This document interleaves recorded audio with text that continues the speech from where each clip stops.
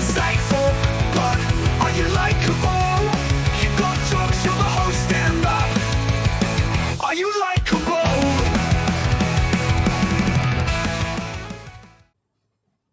All right, so just so you know, we're recording now, but we'll start at some point.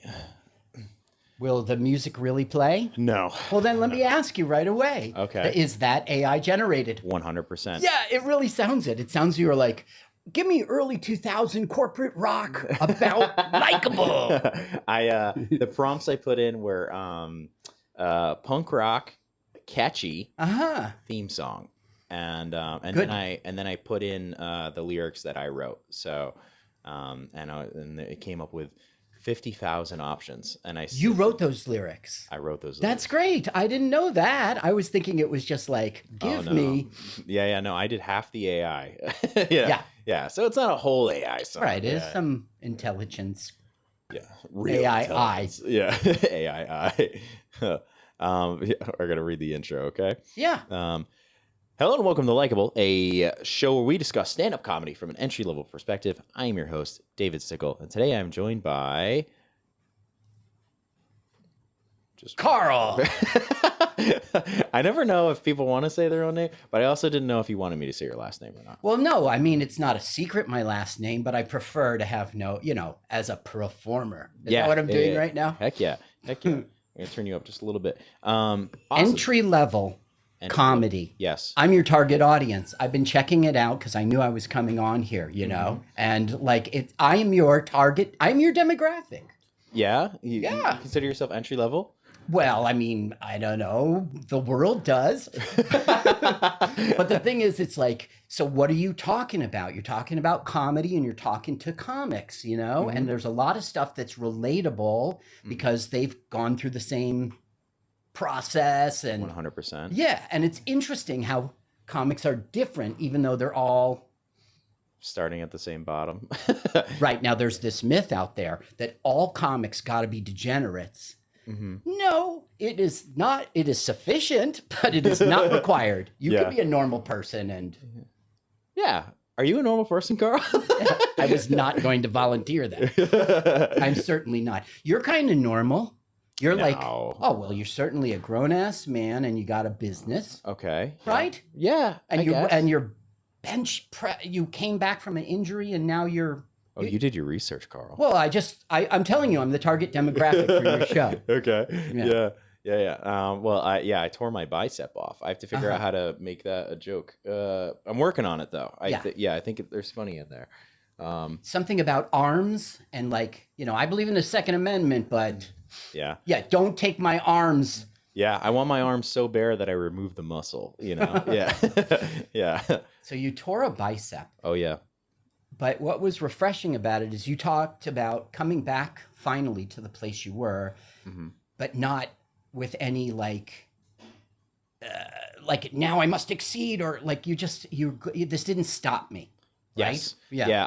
I've always said, and this is how I feel about a lot of things. I don't mind giving up on something that isn't working, right? Never had a problem sometimes. with that. Yeah, sometimes you got to. And that if comedy gets to that point, I will have that relationship with comedy. But it's relatable, your show. Yeah. But I have no problem walking away from something, and powerlifting in this case, I viewed when my arm tore was taken from me. So my goal was to get back. So it wasn't. So I could step away after. Yeah. And I wanted the triumph. So, I mean, I was able to deadlift 600 pounds again after, the bicep tear. And your first novel, there's a novel in you. Yeah. And it could be wrapped around that. And the day that you're, realizing you're back. Yeah, perhaps. Now I can walk away. Yeah. Do all this work just to leave. Yeah. Hell yeah. Yeah. Also, I like listening to your podcast because the names that you're dropping, I know them. Yeah. Not all of them, but you know what I mean. Well, so it makes it. I think that's what's cool about doing this with people we know, because you amongst all other comics are people that we all know and we see, but we don't really know a ton about. No, because this isn't my area. I'm really from Jersey. So I get a set together, like of new jokes, and then I do it around me, and I go down to South Jersey, and occasionally I'll hit the city, and I also do Hudson Valley. I don't usually come up this far. I understand from your show and other shows that Albany is a pretty kicking scene. You know, it's just too far for me. But so the thing is, you write these new jokes, and now you don't have people who have heard all your jokes before. You're going to these different communities. 100%. Yeah. It's important to, I think I also, I hit the road a lot to try and hit different scenes. You do. I think it's important to test out these jokes on different groups of people, because that's how you figure out what actually works everywhere, or if it's just like, oh no, this is just funny to comics. You know, they're terrible. I found a secret there. I go to open mics of music.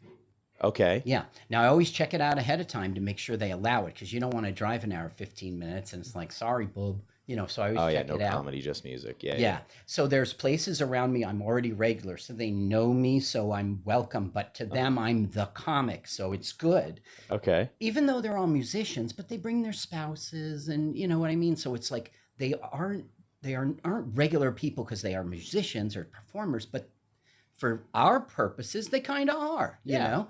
And so they're also, I used to host at Scotty's every single weekend. So I got in front of all these Joe Six-Packs and soccer moms. That was really finding out if your jokes work. Am I loud enough? Oh, no, I honestly, halfway through every episode, I get nervous that I didn't hit record. Oh, yeah. And I always, like, every episode, you could probably track me just going like this at some point. Sorry.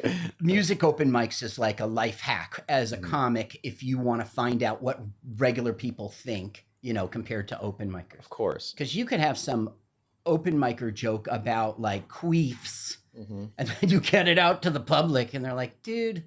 Yeah, this is just please. Gross. Yeah. Yeah.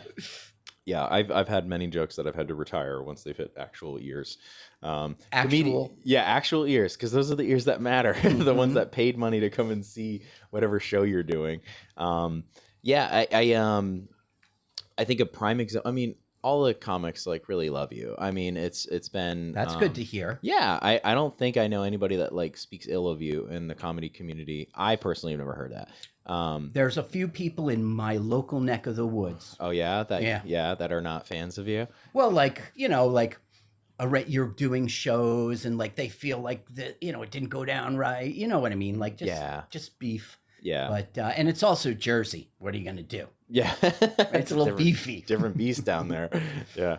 That's why Anthony Quinn fit in there so well. Do you remember Anthony Quinn? I know. I think okay. I think he's since passed, right? Yeah. Yeah. That was before my time. Yeah. Yeah. Mr. That guy was. He was gonna hit.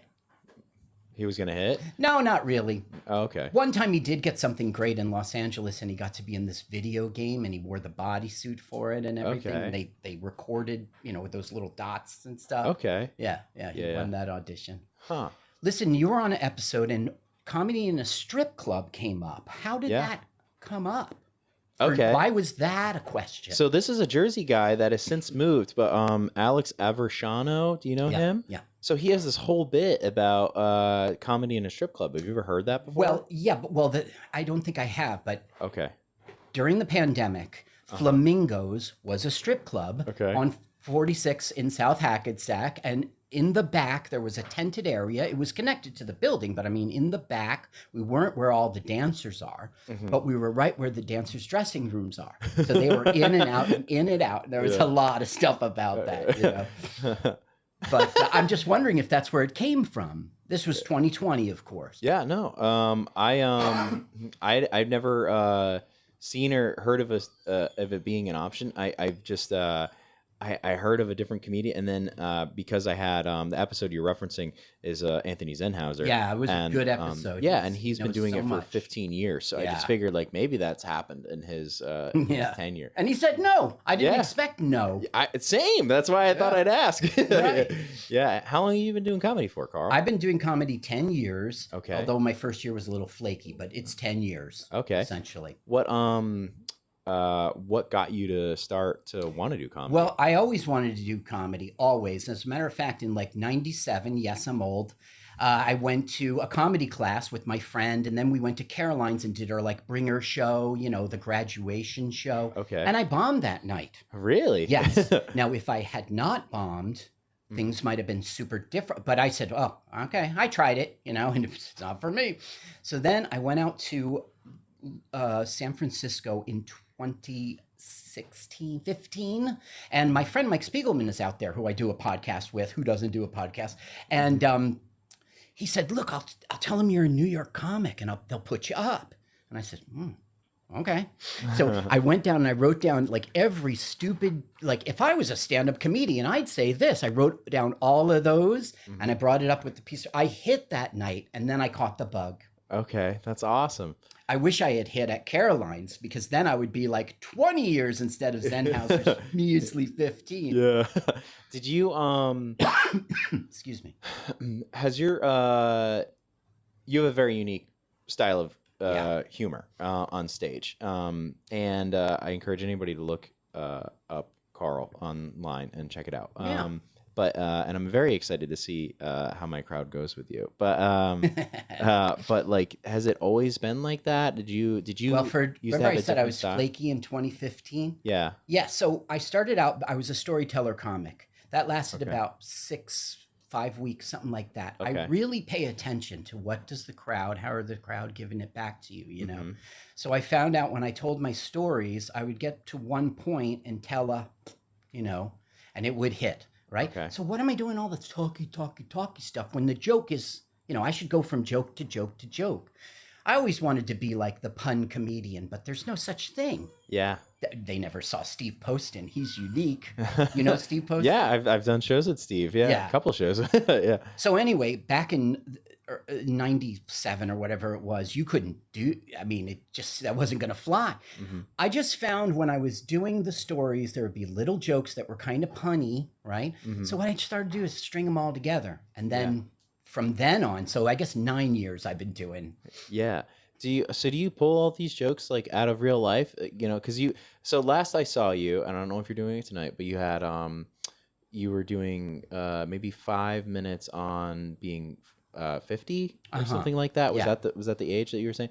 59. 59. Yes. Yeah. That's what's sitting across from you. Yeah. So like, is that an actual conversation that happened and you're just like, oh, this inspired me? Or was it like, no? Okay, that is a little bit apart from what I usually do. Okay. But even that, I was just go to the doctor at 59. He's clutching my blood results. All he says is triglycerides. Okay, doc, I'll try them. I'm still not for real. Still doing a goofy. So I set up a bunch of those in a row. They are based on real life in the sense that I'm getting older. And when I went to the doctor, they're like, you're pre-diabetic. And I was like, great, I don't have diabetes. So it all comes from a real life thing, but they're just stupid jokes. Yeah. So many comedians on this talk. Even Anthony Zenhauser was saying, it's uniquely you. I forget where...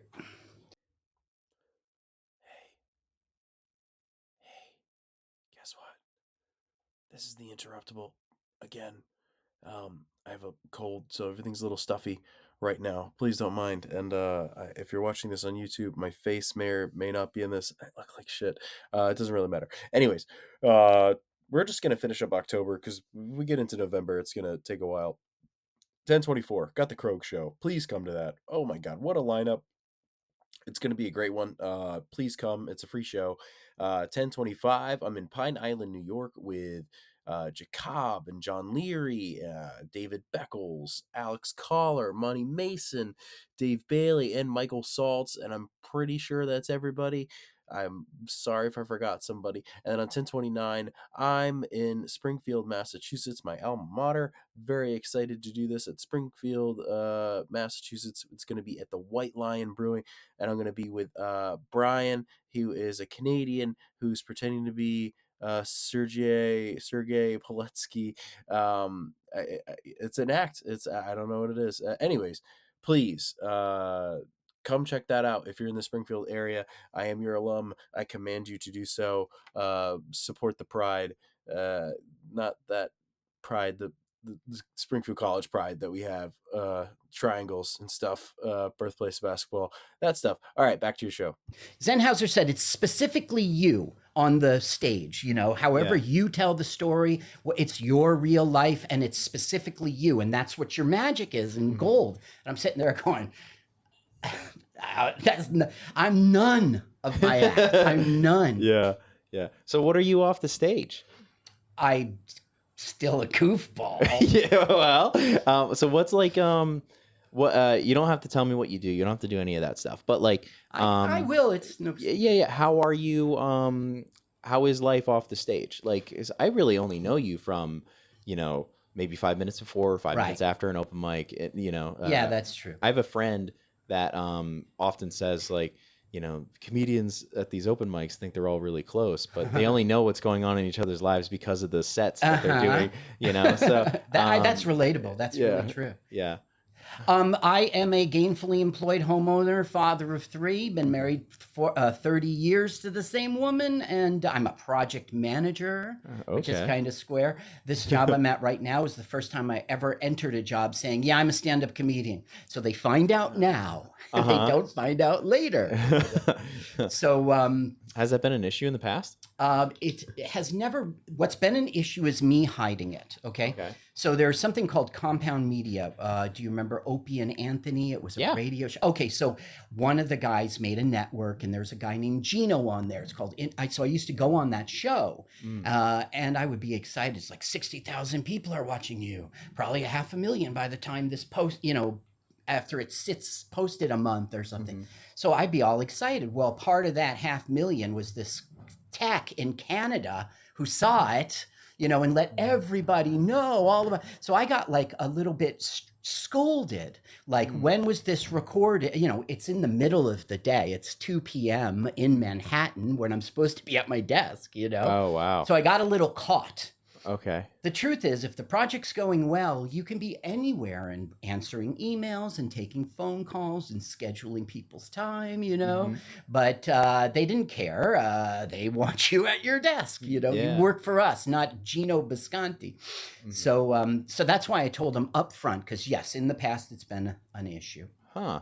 Did you just say it was like during your lunch break or something like that? Or they tracked it down to the time frame that it happened? And no, he didn't. I worked for an Israeli company at the time, and he wasn't concerned with the specifics. He didn't track it down. He just knows the thing is shot in New York City during the day, and you live on Kinnelon, New Jersey, and you're working during the day. Oh, so, you were in studio. Yeah. Oh. What the fuck? Yeah, okay, so it wasn't a call. I had an internet connection. I was on my laptop, you know, and then for an hour and a half, I wasn't. Consider that my lunch hour. I didn't say that at first. Yeah. But eventually, that's what the conversation got around to. So how do like when you started the new job, like, and you tell them that you're a comedian, like are they just like, oh, okay, whatever?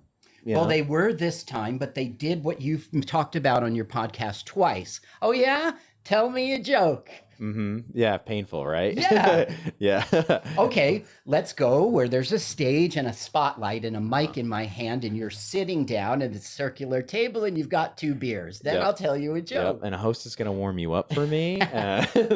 Yeah. So I said, my wife wanted to have makeup sex, but I ain't wearing that shit. And that worked. They all laughed, even though I said the S word in an interview. It was a second interview, and I was in person, so it was a little... Yeah. I mean, I think in person's important in that situation, because if you're doing that over the phone, I mean, and they can't, you know, that is a very He's a long cornball. Yeah. Yeah. They just like mute it. They're like, we're not going to hire him. That's fun. That was lucky. I was unemployed for only 3 months. Yeah. It's scary being unemployed. I've never been unemployed. Great. Which is, very lucky. But yeah, it's amazing because like, you know, you hear, if you watch Kill Tony, or even if you just go to an open mic. That was a great episode with Dylon. Oh, Dylan Rasucci? Yeah. Dylon. Yeah. But if you go to these things, I mean, there are a lot of comedians that are like, yeah, so I don't work right now. And then they just, you know, it seems like unemployment's actually pretty high in the stand-up community realm. Yeah, it's interesting, right? Like I don't know, because for me, like I feel like I pull maybe not a lot of material out of work, but since I have a public facing job, I feel like I pull a lot of material out of like human interaction. And I'm just like, oh, you know, you're the third person to say that phrase to me today. I wonder if I could use that phrase because it seems to be a very common one, you know, and that maybe that'll be relatable. Yeah. You know? Yeah. It's interesting. I remember that I would work retail. We're going back to my 20s now, and people would come in and they would go like, "Don't go there, don't go there." And you're like, how come everybody's saying that? And you find it on some pop culture thing. You get a good beat on the public. Yeah, you do. And what's nice is like I can workshop a premise in front of people, you know, because you know, as long as it's clean, I don't get to workshop the actual tag, but I can workshop the premise, you know. You know, they're sitting there at the bar looking for the banter. It's a good time to. They're not comedians. Yeah, they got their inhibitions down. I'm gonna attempt to talk about a raccoon that's living in my wall right now. You know, on stage tonight. Yeah. And you know, a few people at the bar already know about this raccoon because I've sat there and be like, "This is what I'm dealing with at home," and then it's just like preposterous. And then I eventually name. They'll like it. Yeah, and then, likable. And then I eventually named the raccoon, and that's when I got a little bit more of a pop out of people, and I'm like, oh, okay, there's something there. So Don't you didn't name him Rocky? no, not Rocky the raccoon. Smart. He's RJ. RJ. Yeah, RJ. That's good. Yeah. Raccoon Junior. Yeah. One time I opened the front door because of some scuffle or something, and the auto light went on, and all these raccoons scattered, you know, and I really think I broke something up because they were all wearing these masks. They were up to no good. They were gonna break in, Carl. Is your Wait. Purple mattress. I got to get this. What is it? You don't know about the purple mattress? No, I do from here. From here. And I think I need that. Do I just go on Amazon and put in that? Do I have your permission to use this clip to send to Purple? Yes, okay. we can get a okay. You should clip the other one, clip this one, and say, look, Yeah. I'm already on board. Pay me for it.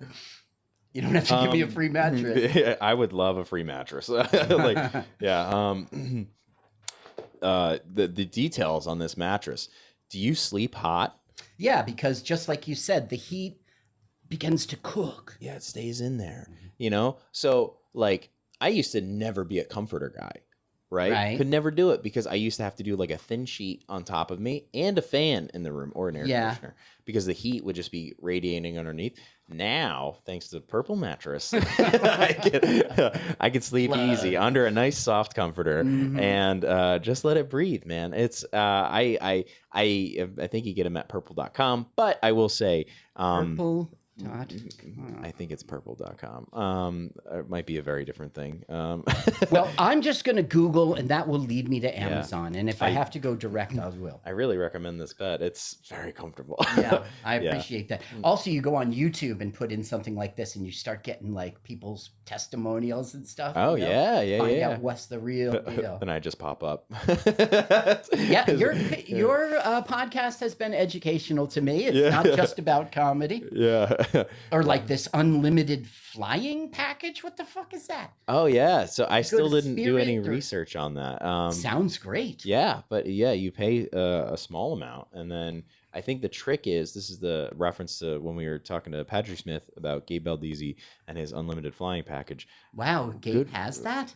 Well, you pay like a thing, and the thing is like, you just have to go to the airport and hope you can get on a plane. I'm on call all the time. Basically, yeah. You're standby for the flight, which I think is not, and it's through that one airline specifically. Yeah. So I think that's a pretty cool deal. Yeah. But it's not like You don't know.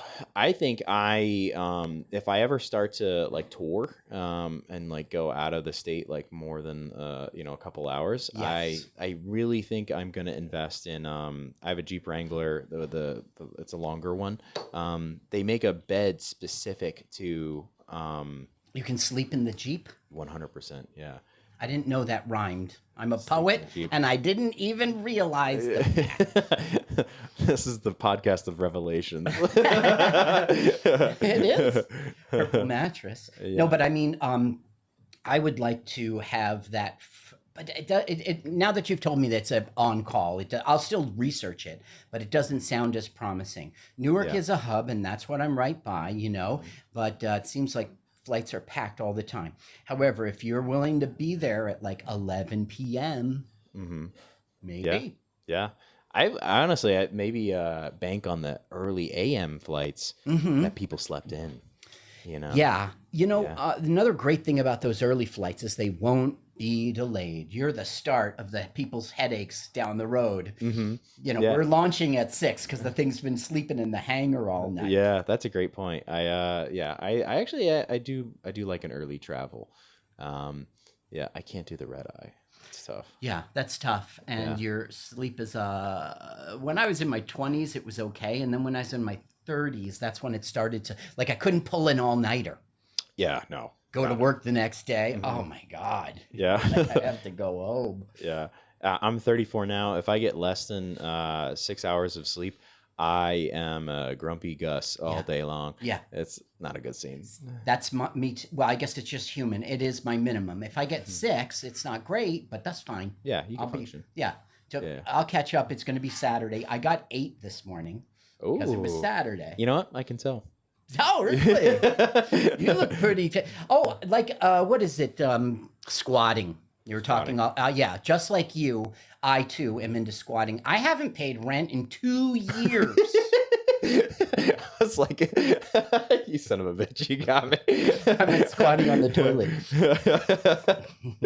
I wrote that down to deliver it. I know. I love that. That's great. Oh, you got me. I was about to talk about back squats. Oh, man. Damn it, Carl. I would be that guy in the gym that you guys would have to say, no, you're doing it wrong. You're going to blow out your quad. I don't know what I'm talking about, but... Yeah, you just stand there and you lean. Yeah. Yeah, you can work out at home without... Yeah. Oh, yeah. I could work out at home. So, but the thing is, you need the weights, though, really. You know what it is? I found it out during the pandemic. Unless you're leading me into another. No, we're not doing this. I understand why you don't trust me. Yeah. This is how everybody feels when they talk to me, by the way, Carl. I hit them with puns too. I found out during the pandemic because even then I managed a gym. I managed one for 5 years before switching to the bar. I found out even in the gym with all of the weight equipment and no people there, right? I just lacked a motivation. I need energy around me. I need, you know, I need something there to help me stay focused.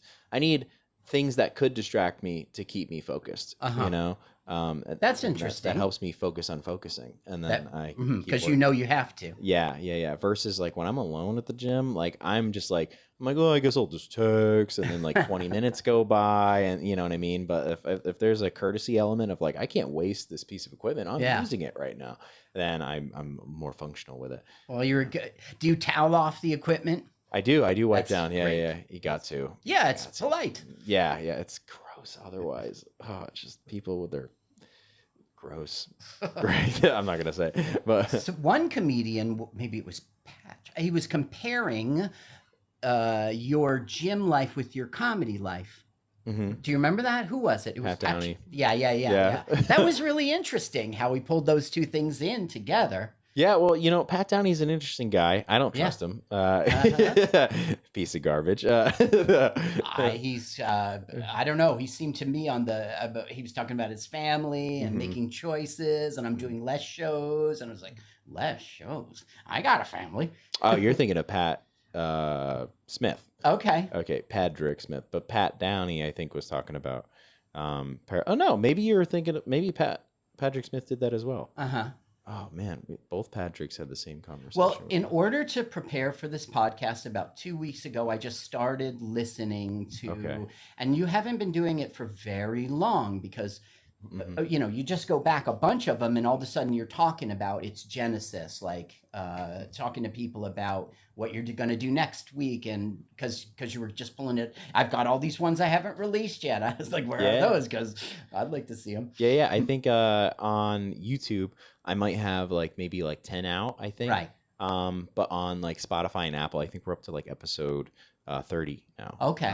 Yeah. So it's been. And there's no video component to it on Spotify, right? No. Gotcha. Because actually, for a long time in my early episodes, we had the cameras on, but the device wasn't saving, and I couldn't figure out how to get it off of this. And then eventually, that just went away. So. And I mean, for a while, we were talking like we were on camera, but there wasn't any actual camera. And then eventually we figured out how to record and get video. But that took about like 15 to 16 episodes. Well, you've got your fresh content ongoing now. We're going now, Carl. You really didn't lose but 30 episodes or whatever it was. Yeah, it's fine. Yeah. It's fine. I'm not sour about it. There's plenty of... Okay, so I do a podcast. It's called Let's Watch a Full-Length Movie on YouTube. Okay. And during the pandemic, we couldn't have the guy who did our countdown. The whole concept was you're listening at home to us, and you go to YouTube and you put into the search exactly what we tell you, and then you click play when we click play. And I love that. Watch it together. So we had to do a countdown. So you... Because like if there's an explosion, but you're 5 seconds off with us, like we're reacting and you're like, at what? And then, that, you know? So you 100%. have to. So I would have celebrity comedian countdown. So I did a lot of interviews just like you're doing with comedians. And I mean, I don't know how many I have, hundreds. That's awesome. Yeah. So you interview them about comedy and then they do the countdown and we all press play at the same time. That's fantastic. Are you still running those? Yeah. Hell yeah, dude. That's awesome. Yeah. Who are some of the different celebrity comedians? Well, they're all over the place.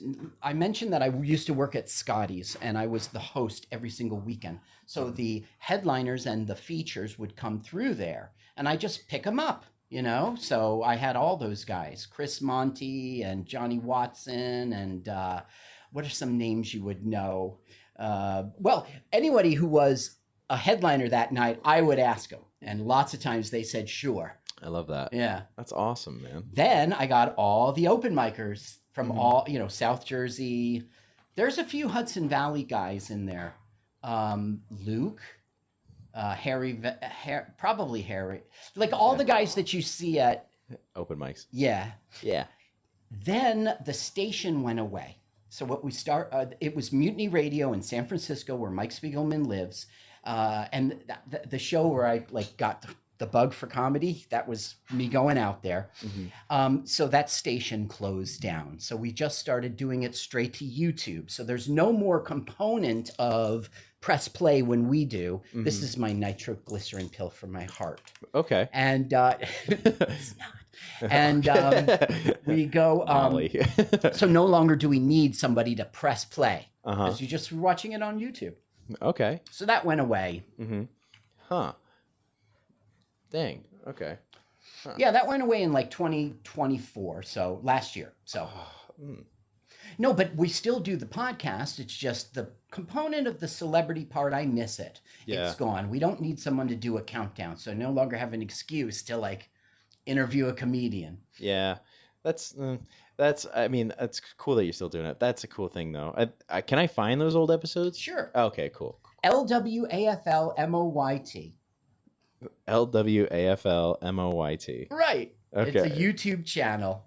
I want to write it down. You'll never find it. So if you just remember, let's watch a full-length movie on YouTube. That's LW. See, the people at Mutiny Radio made up that name. We didn't get to choose it. So we have this fucking clunker of a fucking name. Let's watch a full-length movie on YouTube. LWAFLMOYT. WAFL. Okay. All right. We're good. Isn't that sucky? Go to carlsucks.com. There you can just click on everything. You get my social media, my YouTube, you get this podcast, you get my screenplays and my pilots. There are two major things I got to talk to you about that I'm so curious about. This won't be Trump related. No, not yet. Good. Not yet. Not yet. Yeah, not yet. We'll get there. No. When did you come up with the Mic Twirl? When did that happen? I don't know. You don't know? Did you just like randomly do it one night? And was it like a crutch at some point? Was it? It's like part of your signature, man. Well, I tested my microphone today to see if it held, and God, I hope it does. The thing is, it used to be that it would fling off or something, like you'd get a surprise. I'll never do that again. Like, I always check it, and I don't just swing it. If I'm at some new place, I mean, I can't rely on that to be 10% of my comedy anyway. Yeah. But I mean, or there's always a cordless mic. That always happens, you know? So, I have to make sure it's a cool environment and that I can check it. And I don't remember when it started, like 2017, 2016. There's no inciting incident. Okay. I used to watch Roger Daltrey of The Who, and he would spin the mic and throw it up high and catch it. And I thought it was very dumb, Maybe it comes from that. I don't know. So do you do things just because you think they're dumb? Yeah. Yeah. Well, it's like a rim shot. Like if I tell a joke and it really is, it does, like you think it's funny, but you're not laughing as hard as you did at the next one, last one, I need a little kick. So I do that like boom, boom, psh, and it works. I love that. Yeah. You killed me one night. I texted you about it the next day, I think. Oh, I remember that. So for a year, funny. I'd seen you do the Mic Twirl, and Mic Twirl, Mic Twirl, Mic Twirl. And then it is, I want to say the night of our levity show. Where you're doing the open mic. I didn't do the open mic that night, but I'm watching. And instead of doing the Mic Twirl, you just yelled, Mic Twirl. And I just lost it, man. That killed me. Because I was expecting it. And then you just said it instead of doing it. That killed me, man. I was at genius, dude. I was at this place called Crackpots in Ohio, and he was really fucking pissed off that I did that I swung the mic. So I apologized and I said I wouldn't do it anymore. No, I don't have to do it. But there's these guys that came because of that Wakanda. Do you know what I'm talking about? Yeah. Yeah, so they came and they know about that.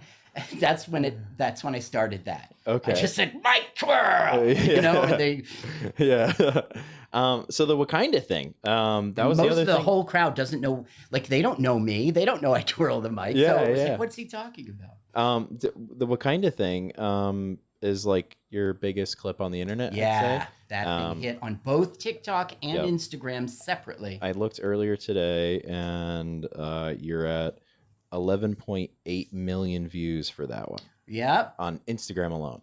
Yeah. So, and I think it's only 7 on TikTok. So like, that's great. And nobody else, but it's just bragging rights. It didn't get me any. Yeah. But it got me a little something, but I mean, I'm not a famous comedian. Yeah. That's awesome though. Yeah. Man. It was fun. Right. It's what was that like when it was just grow? I mean, did you have to just like leave your phone? I mean, I don't think you're on your phone that much anyway. I've never, I'm an old man. So I never had notifications on for Instagram or Facebook, or maybe in my life, Facebook or any of the social, Twitter, none of it, because, otherwise it's just going bing, bing, bing. Right. So when that happened, it just sort of, it snuck up on me. Like I didn't know it. There was any, holy shit, look, like all of a sudden, like I would go in like an old man, let's see what's going on in the inner locking webs, right? And so there would be all these, like comments. I didn't understand what was going on until I finally saw the view count like 3 days later, and it was like 1.2 million. I was like, oh wow, holy shit, and keep growing, and they're just doing it every second. I had crazy how you crashed out. People kept writing that, so I had to go to Google and say, kid slang, crazy how you, and I saw and I started to learn, and people would say, get out, the Tuco, get out, something like that. I don't know. So that's younger than me, man. Do you know 7, 8? Okay. Well, there's all these things they would comment, and that's a weird thing about today's world. Like you don't know crazy how you crashed out. Yeah. But meanwhile, 20 million people do know it, right? You just never met them. It's weird. Yeah. Back in my day, it was just the TV and radio. So everybody Yeah, knew the same slang. Yeah, when you went into high school, everyone's wearing the same rock T-shirts because we're listening to the same station. Mm-hmm. So that's what happened there. That just sort of snuck up on me. It was just luck. That video was like the ultimate cringe, right? I mean, luckily, it is a funny joke. Luckily, right? If it was just cringe, I would be fucked. I'd be a dick, right? Yeah. So I said a joke. It was very punny, right? And it's a little edgy just because of the ethnicity, even though it has nothing to do with that. It's just a pun. And nobody's laughing. And one guy says, it's stolen. And then when I swing the mic all of a sudden and somebody goes, hey-oh, all those things went together in this one little clip of cringe. And it just hit, you know? Yeah. And now you know it's the clip because it's on 2 different platforms. So it's the clip. Yeah. Yeah. That's awesome though. Yeah. It was I had a different friend, Mike Saltz, who had a clip hit like 1 million or something like that on his TikTok recently. And he was at an open mic on a Wednesday, and I want to say like he checked his phone like a little bit too much. Yeah. And like not that it was bad. Yeah, it's cool, right? So did it feel like, did you find yourself checking your phone more? Oh yeah. When that happened? Yeah. But the thing is, I also learned from it that it become from the fun, and this is nicotine instead of smoking cigarettes. Okay, yeah. From the fun of hey, I got a hit, it turns into the nervousness, the scaredness of what's going on? Today wasn't so. Maybe I'm on the downward trend here. You know what I mean? Insecure, yeah. Right, and so it was an emotional roller coaster. Oh no, it's a 100,000 views today. Oh, it's fine. So it also taught me again a new lesson of that you can't be in social media. You can, all you young kids, do whatever you want. For me personally, I can't. That's why I have the notifications off, and I'll check it when I check it. So you don't get. So it doesn't have anything to do with your real life. Yeah, it's all pretend out in the internet. Yeah, I agree. I feel like I post a lot, and I'm just like I'm excited to share a lot of stuff. But I've found that people think I've got a lot more going on for me than I do. You know what I mean? And that's just not the case. I'm still working at this bar 50 hours a week, and I'm driving to different open mics. But I'm not doing anything crazy. It's crazy to see what a lot of people have done in the 2 years that I've been, or the year and almost a half that I've been doing comedy. But you're doing really good, by the way. Oh, thanks, especially dude. for that short a period of time. Thanks, man. Yeah. And you're the kind of guy who looks at the stats, make sure it's going well. I do care about statistics a lot because I've been working at a business for a long time, and this is September 27th now, so the 30th is not super far away, which means all day on the 30th I'm going to be anxious, and October 1st I'm going to be anxious because I'm going to submit my inventory on the bar, and I'm going to calculate how much money we actually made. And that net is terrifying to me every month, which is why comedy is great for me, because I get that gratification fast. Yeah, that's right. You say you set them up. Yeah, bunch of them immediately versus like the bar. I got to wait like a month to find out how I actually did. So but man, it's cool to see this. I mean, I love your style of comedy. I think you're like the puns and everything. Thanks, like man. That. Yeah, dude. I mean, it makes me appreciate you so much more because they are silly. And, I think I try to put myself in your shoes when we started to book this interview, right? And, you're 20, 30 years older than the comedians in the room. Definitely. And not all of them necessarily. There's a bunch of us, but yes. Yeah. Yes. But the comedy that might be on display in a lot of these open mics. And I'll just use levity as an example. You'll hear autism, you'll hear, a lot of maybe sexual assault. Yeah. You hear some racism. You hear a little bit of everything. Yes, you got the dating apps. Yeah. Dating apps is a big one. I'm unemployed. You know, keeps me in touch. Yeah, it keeps you in touch with what's happening.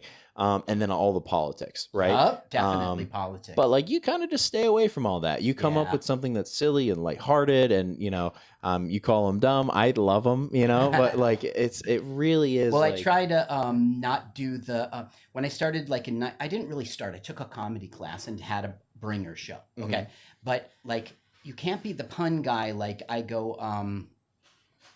I don't have makeup sex with my wife anymore because I don't like lipstick. Get it? Do you get it? So instead, I trick you by like talking as if I'm talking about my real life, and then I hit you with, a pun. That way, you're receptive to it. You're not like, oh, these old dad jokes. You're getting tricked each time.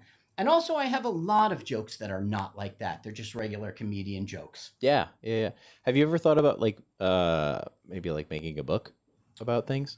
What kind of? Just a list of Carl jokes. Oh, I see. Well, I've copyrighted them, so they're all hell yeah, dude. They're all on the computer. How do you do that? Copyright? Copyright your jokes, yeah. Oh, you can copyright anything. You simply go to, I don't know, copyright.gov. I don't know, Google it. You get to a Gov website and you fill out the stuff. You got to pay a fee. It's like $40. I forget what it was. I've done it for scripts. I've done it for pilots. I did it for a comedy special, and I did it for my jokes, and I did it for everything. That way you're protected. Yeah, I mean, that's And don't bother with the Writers Guild, because copyright is the copyright. It's the government. You don't need the Writers Guild. Yeah, I think that's an important thing to say on this thing, man. I mean, a lot of people that write stuff listen to this, I think. And well, at the same time, to get it submitted to the Writers Guild is also, you're just doing it over the internet. You're uploading a file and you're paying a fee. So if you can afford, I mean, we're not even talking about $250 here if you want to do both. But I'm just saying, you don't need to. Copyright is the government. But I mean, I've got friends that are like writing pilots right now, right? They this is what they care about. Before they submit it to somebody, like send it to Hulu, before easy to copyright it. Yeah. If they don't do that though, I mean, that lands on somebody's, email, and then they just take it and they see that it's not copyrighted. Right. They can just be like, all right, well, this is mine now. Yeah. I guess they could build a case, like look at email history or something, but it's like, do you have the money to have the lawyer to go to, they can certainly outlaw you. I mean, outlawyer you? Outlaw, yeah. Well, they can outlaw you too. Have another beer. Yeah, they could. Oh, that didn't do a cracky sound. Like is that a kombucha? What is that? It is cherry. I don't think it's alcoholic. Okay. Is it? Cool. I'll probably drink 100% juice. Set. I think it's okay. That got the juice. We should write to the apple cherries. Actually, I know people at some mascot orchards, actually. Some mascot orchards, go check them out. Also, check out Nine Pin Cider in Schenectady, where they get all their apples from some mascots. Fantastic cider, very dry. That's good stuff. You know who's the apple comedian is Cousin Kenny. Do you know Cousin Kenny from Jersey? No, I don't know Cousin Kenny from Jersey. Yeah, what does he say? He's a Snapple comedian? No, he's an apple, no, he's just, he's sort of like a crowd work kind of comedian. He's very good. He does have material, but on like social media, he'll do stuff about apples. And he knows it's all bullshit. Like you're part of the joke, He'd That's say, fun. Today we're going to try Cortland. I don't even know what and he just eats the apple. It's easy content. Yeah. I mean, that's awesome. I've been Facebook has recently said oh, you can monetize your account. You just got to post more. And I've been trying to do that. You have over 1,000 subs? I don't know. Oh. I don't know.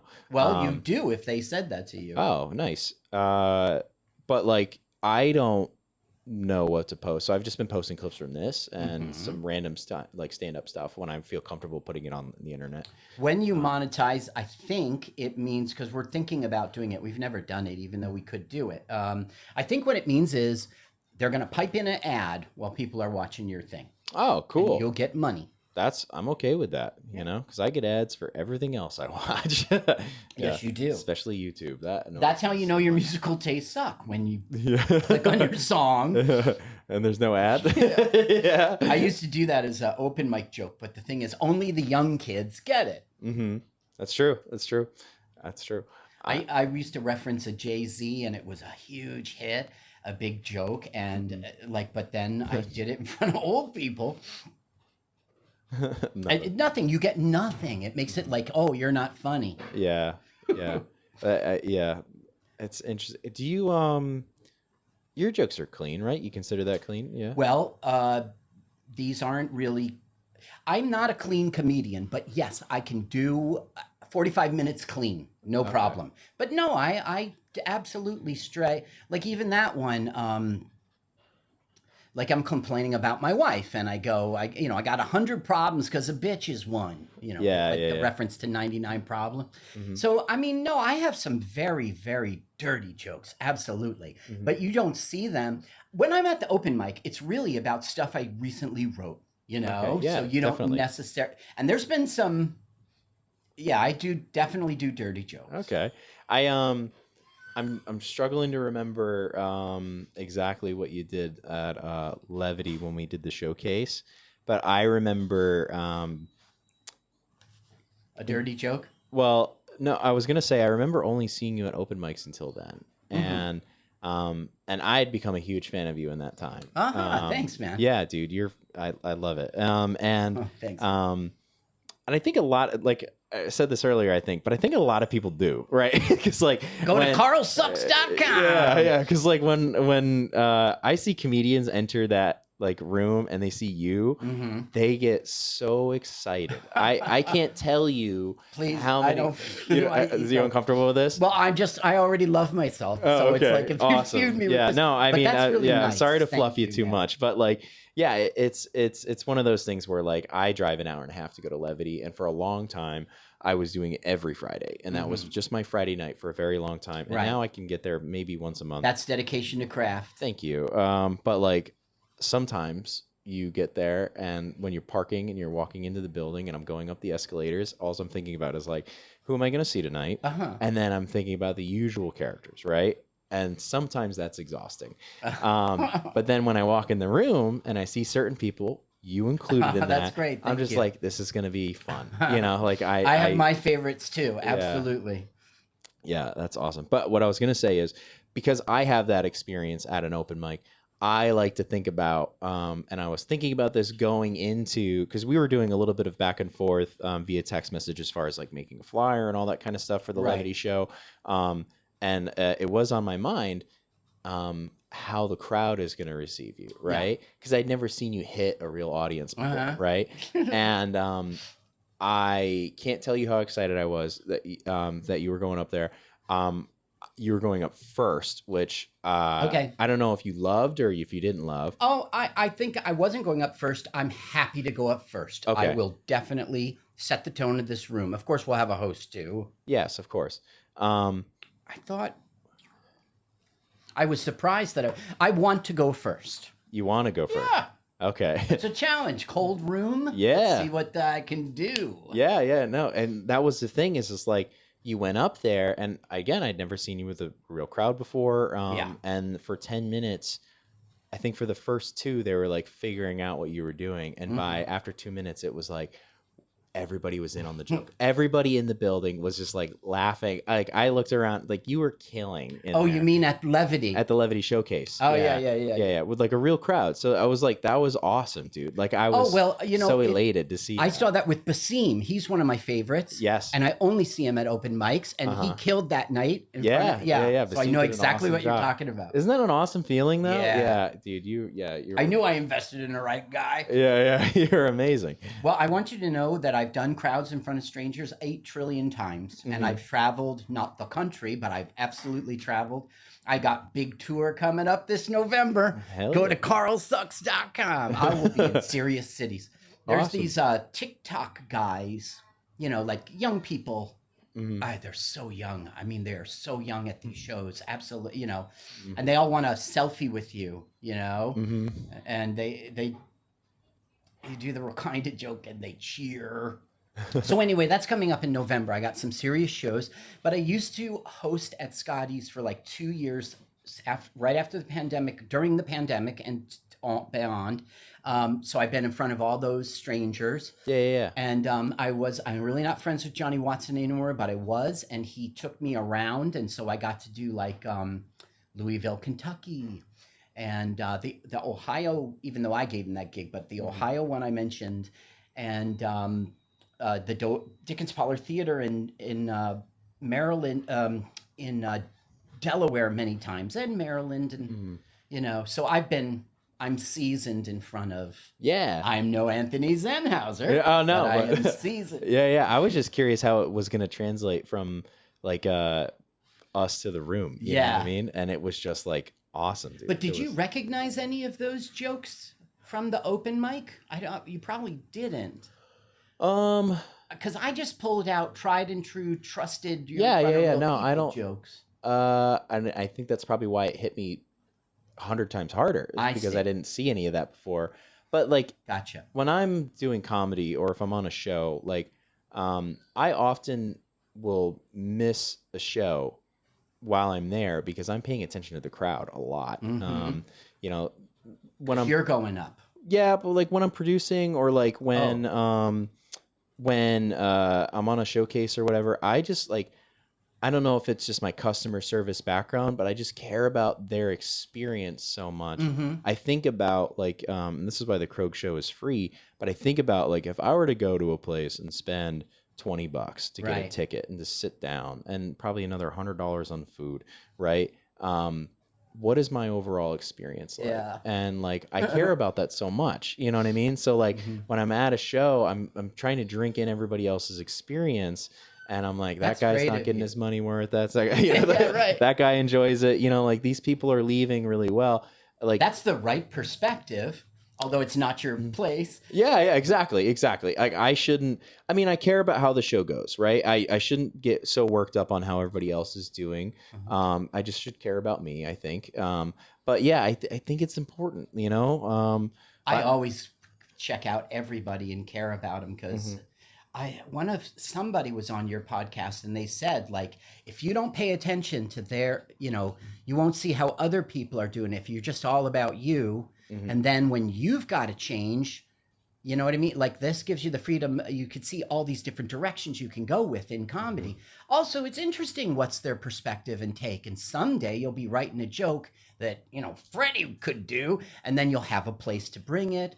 I think it's important to not support the room because it's not about like let's all get together and no, but it's like what I want to hear what's your take on stuff, and I want to laugh. I'm also a fan of stand-up. Hell yeah. Yeah. Serious fan. I think in my early days, just to relate a little bit, when I was doing jokes, I did a lot of dating humor because that's where I kind of like started. And I would talk about, well, I dated a girl and we did this. I dated a girl and we did this. And they were all like funny individual stories. But when I tried to put them in a set, I was like trying them out. And I'm like, you know, this is like not going as well as I want it to be. Yeah. And then I tried to figure it out. And I had just had friends talk to me about it. And they're like, you know, you sound like you date a lot. And, you know, like, actually, I think Pat Downey might have said something. He's like, we get it, you fuck, you know? And it's like, oh, yeah, because I'm saying I date multiple people. It sounds like a different tone. So then I just decided to make it all one person. Like, this is the story I'm having with the same person over and over. These are different instances. Because in the crowd, they don't get that this over an 8-year span, these things happen. They're getting 8 minutes, you know? So, so it just sounds like I'm, like, bragging about dating different people when, you know, so they're missing the point of the joke. They're like, and they're also, they don't know who you are. So they're just trying to figure out. Oh, so you amalgamated. Yeah. That's I went from looking like a player to being, like, likable, you know, because I'm just talking about one person I dated this whole time. The whole time. Yeah. That's another thing I like about checking out everybody's set. Like there's this guy named Bobby Bayonne. Again, you don't know him. Oh, I know Bobby. Okay, great. Yeah. So he used to do this joke about, women like me. So like, I don't know, it was coming off a little. So later, like 3 months later, I saw him and we were at this Roman Catholic church. It was March of this year. It was a good gig, but he had changed it so that he was going to his father, Dad, why are you dating these young girls? And then he would tell all the same jokes, but it was like his dad. Can you believe that? It's great to see the evolution of how people, you know, and it was much improved. Now he has a 2 minutes bit it's all gonna hit, you know, there's no iffy parts. Yeah. That's awesome. It's like it's a lot of playing with their perception of you up there, you know, and you know, because I do storytelling, so it's a lot of me trying to help them picture something, you know. That's kind of what I go with in that situation. So it's cool that he made that jump. Yeah. Well, it's cool to see people. That's why I was using as an example of why I really enjoy checking out everybody's set and knowing what's going on with them, because, you know, it changes and things like that. Yeah, it's cool to see people evolve. Yeah. Oh yeah. We do have a show we got to get to. All right. Well, Carl, thank you so much for coming out here. Thanks, man. CarlSucks.com. Boom. Is there anything else you want to plug? Well, it's all there. I have shows. The November shows is what I want everybody to go to, but just go to carlsucks.com, or, you know, follow it. You can click there it's Carl with 11 R's. It's 11. So we go to Instagram, you just put in CA and just start typing R's, and I'm going to come up. Same thing with TikTok.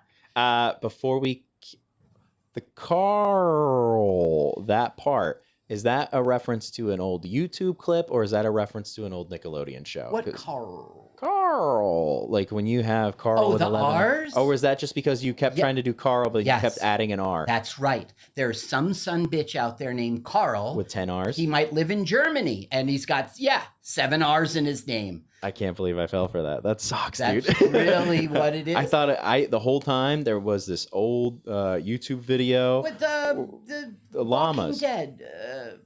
It wasn't in The Walking Dead. The kid's name's Carl. He's got the. Oh yeah. Carl. Okay. Yeah. At one point, I thought I didn't know The Walking Dead show. My kids did. So I thought, like, I go to an open mic and they're going Carl, and I go to an open mic and they're going Carl, and I was like, hey, I'm doing pretty good. You know, I got my own thing. Such a puffed up ego. You are doing really good. Thank you. All right. Well, we're going to get out of here. Likable is filmed and recorded with Radio Free Ryan Cliff. Thank you to Jen Hamoud and Matthew Rosenberg, our producers. And thank you to Epicurean, which hosts us for each and every episode. Swing on by, stop and shop. Maybe you'll catch us on the air. Likable is a comedy-based podcast. We are experts in absolutely nothing and should not be taken seriously at all. Consider this your daily dose of questionable wisdom and guaranteed hilarity, we hope. Proceed with caution and a healthy dose of skepticism. Carl, thank you so much for coming. Thank you, Dave. Music. I love it, too. Cue music. I was going to say, shouldn't be taken serious. Yeah, you got jokes, yeah, you're insane.